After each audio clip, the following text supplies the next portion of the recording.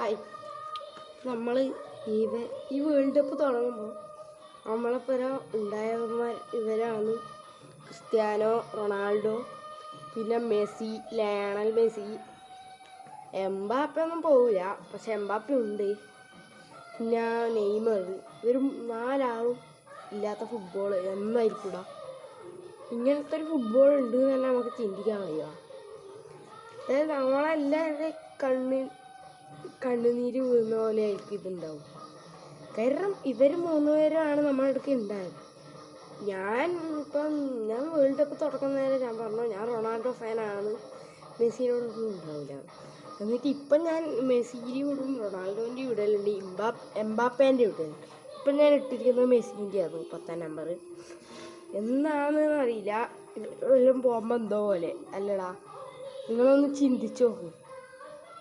Okay, അധികം പറഞ്ഞ വൈകിപ്പിക്കുന്നില്ല.